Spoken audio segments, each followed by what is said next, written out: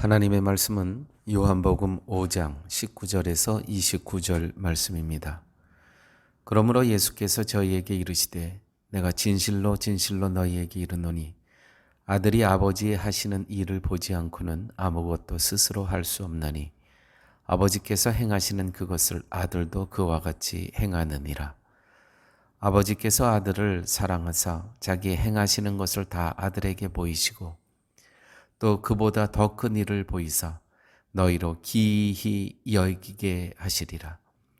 아버지께서 죽은 자들 일으켜 살리신 같이 아들도 자기의 원하는 자들을 살리느니라. 아버지께서 아무도 심판하지 아니하시고 심판을 다 아들에게 맡기셨으니 이는 모든 사람으로 아버지를 공경하는 것 같이 아들을 공경하게 하려 하심이라. 아들을 공경치 아니하는 자는 그를 보내신 아버지를 공경치 아니하느니라. 내가 진실로 진실로 너희에게 이르노니 내 말을 듣고 또 나 보내신 이를 믿는 자는 영생을 얻었고 심판에 이르지 아니하나니 사망에서 생명으로 옮겼느니라. 진실로 진실로 너희에게 이르노니 죽은 자들이 하나님의 아들의 음성을 들을 때가 오나니 곧 이때라. 듣는 자는 살아나리라. 아버지께서 자기 속에 생명이 있음같이 아들에게도 생명을 주어 그 속에 있게 하셨고 또 인자됨을 인하여 심판하는 권세를 주셨느니라. 이를 기이히 여기지 말라. 무덤 속에 있는 자가 다 그의 음성을 들을 때가 오나니 선한 일을 행한 자는 생명의 부활로 악한 일을 행한 자는 심판의 부활로 나오리라. 아멘. 오늘 이 말씀은 지난주에 함께 말씀을 나눴던 38년 된 베데스다 목가에 있었던 한 환자가 예수님의 말씀을 듣고 순종함으로 치유된 그 사건 다음에 이스라엘 사람들과 예수님 사이에 이제 행하는 그러한 대화며 또 말씀입니다. 이들은 38년 된 환자의 치유 사건을 통해서 예수님을 죽이려고 합니다. 이유는 안식일과 또 예수님 스스로 하나님의 아들이라고 말씀하신 그 두 가지에 그들로서는 죽일 수밖에 없는 죄목이었다는 것이죠. 하나님이 이스라엘에게 율법을 주신 것은 율법 앞에서 자신의 무능력을 깨닫고 하나님의 율법의 완성자로 대신 보내신 아들을 믿도록 하기 위함이었습니다. 이것이 율법을 주신 목적입니다. 지키라고 주신 것이 아니고 자기의 비참함과 또 율법을 스스로 지킬 수 없다는, 그래서 율법의 완성자로 오신 아들, 하나님께서 보내신 아들을 믿도록 하기 위해서 율법을 주신 것입니다. 바로 이것이 하나님의 일이셨습니다. 이 하나님의 일을 이해했다면 그들은 율법을 지켜야 한다는 것이 아니라 율법의 완성자로 오신 예수 그리스도를 믿는 것, 그것이 그들이 해야 할 일이었습니다.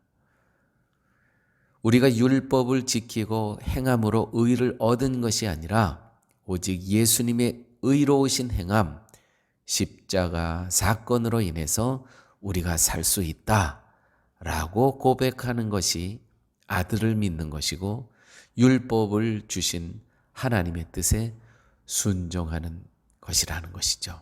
그러나 그들은 그렇게 하질 못했습니다. 오히려 예수님을 죽이려 했습니다. 오늘 말씀은 10절에 전체적으로 10절의 말씀인데 요약을 하면 하나님과 아들은 하나다. 일치되셨다. 또한 통일성을 갖고 계셨다.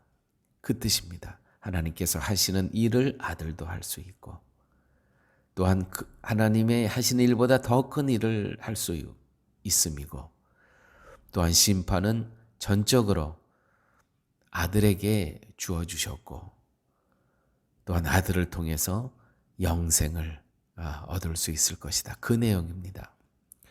29절 말씀입니다. 무덤 속에 있는 자가 다 그의 음성을 들을 때가 오나니 선한 일을 행한 자는 생명의 부활로, 악한 일을 행한 자는 심판의 부활로 나아오리라.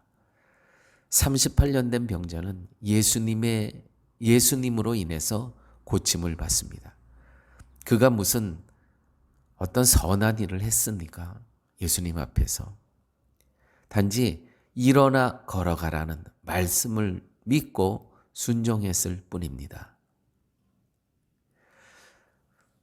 또 예수님과 함께 십자가에 달린 한편 강도가 있었지 않습니까? 그가 무슨 선한 행위를 했기에 생명의 부활로 나올 수 있었습니까? 자신과 함께 죽어가는 예수가 죄 없는 분이고 자기 영혼을 책임지실 분임을 믿은 것뿐, 그거밖에 없습니다. 바로 이 믿음이 선한 일이라는 것이죠. 요한복음 6장 28절에서 29절 말씀입니다. 저희가 묻되 우리가 어떻게 하여야 하나님의 일을 하오리이까? 예수께서 대답하여 가라사대 하나님의 보내신 자를 믿는 것이 하나님의 일이니라. 행위를 통해서 영생을 얻고 하나님의 일을 하는 것이 아니라 하나님의 보내신 자를 믿는 것, 다시 말해서 예수 그리스도를 믿는 것이 곧 하나님의 일이니라. 우리는 하나님의 일을 자꾸 행위, 어떤 나의 육체의 노동을 통해서, 어떤 나의 육체의 공로를 통해서 구원받고 영생 얻고 또 그런 일을 통해서 하나님이 일을 한다고 생각을 하는데, 예수님께서는 전혀 다른 말씀을 하고 계십니다. 하나님의 보내신 자를 믿는 것이 하나님의 일이니라. 선한 일은 그리스도를 믿는 것입니다. 저희가 묻되 우리가 어떻게 하여야 하나님의 일을 하오리까? 예수께서 대답하여 가라사대 하나님의 보내신 자를 믿는 것이 하나님의 일이니라. 선한 일은 그리스도를 믿는 것입니다. 선한 일을 행한다는 것은 그리스도를 믿는 믿음으로 사는 것입니다. 반대로 악한 일을 행한다는 것은 그리스도의 은혜 없이 자신이 뭔가 선한 행동으로 그것이 의가 되어서 복을 얻고 천국에 간다는 믿음이죠. 근데 오늘 마지막 말씀, 선한 일을 행한 자는 생명의 부활로. 선한 일은 무엇입니까? 하나님께서 보내주신 아들을 믿는 것, 그리스도를 믿는 것. 그 믿음으로 생명의 부활로. 악한 일은 무엇입니까? 내가 누구를 도둑질하고 누구를 죽이고. 악한 일을 행한 자는 그와 같은 것이 악한 일입니까? 하나님께서 보내신 자를 믿지 않는 것, 그 악한 일을 행한 자는 심판의 부활로 나오리라. 이 믿음이 생존하고 있지만 죽은 영혼을 살리는 것입니다. 교회가 할 일은 오직 하나밖에 없습니다. 하나님께서 보내신 자를 말씀으로 선포하면서 하나님의 때에 성령의 역사로 믿게 하시는 것, 그것이 전부입니다. 아버지 하나님 감사합니다. 오늘 말씀을 통해서 선한 일이 무엇인지를 깨닫게 하여 주심을 감사합니다.